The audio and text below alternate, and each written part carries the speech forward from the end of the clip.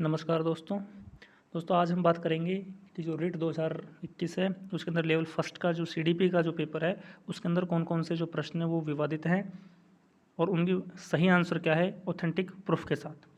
दूसरा प्रश्न है इसके अंदर जो कि बहुत ही विवादित है कि आरटीई अधिनियम 2009 के अनुसार प्राथमिक विद्यालयों के लिए विद्यार्थी अध्यापक अनुपात होना चाहिए।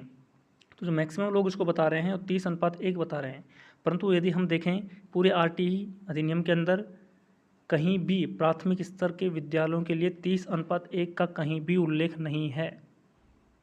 वहाँ पर स्पष्ट रूप से लिखा हुआ है कि 61 से 90 तक कितने होंगे, इतने टीचर होंगे, ठीक है, और 121 से के बाद में इतने होंगे, 150 के बाद में एक हेडमास्टर होगा। इस तरीके से वहाँ पर उल्लेख है।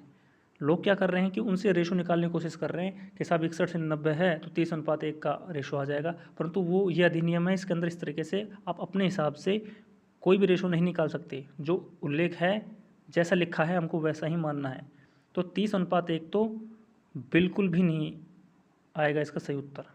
इसका जो सही उत्तर होगा वो होगा इन चार ऑप्शन में अगर देखें तो 40:1 का अनुपात सबसे बेस्ट आंसर होगा। ठीक है, क्यों? कि उसमें स्पष्ट रूप से लिखा हुआ है कि 200 से ऊपर होने पर जो अनुपात है वो 40:1 से ज़्यादा नहीं होना चाहिए, इससे ज़्यादा नहीं जाना चाहिए। ठीक है, तो इसमें उल्लेख तो खैर नहीं है, इस प्रश्न के अंदर बताया तो नहीं है कि 200 से ऊपर क्या है, परंतु इन चार ऑप्शन में अगर हम देखें तो सी ऑप्शन सबसे बेस्ट होगा। और जहाँ तक है बोर्ड की की में भी यही माना जाएगा। अगर नहीं मानता है बोर्ड इसको तो बिल्कुल इस पर ऑब्जेक्शन लगाया जा सकता है। आरटीई में 30:1 का कहीं भी जिक्र नहीं है।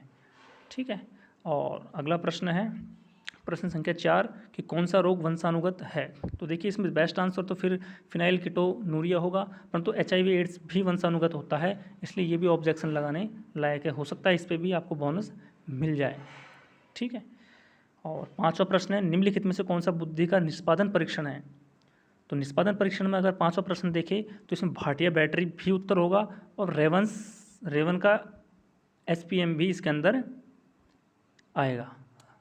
ठीक है, रेवेंस का जो टेस्ट है वो भी इसके अंदर आएगा।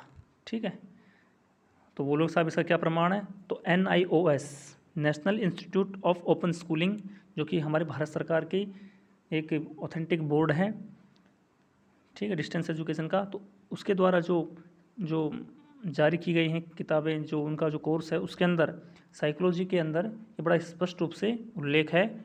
मॉड्यूल 3 के अंदर चैप्टर 15 के अंदर और पेज नंबर 75 है, मैं आपको दिखाता हूँ, ये देखिए। ठीक है,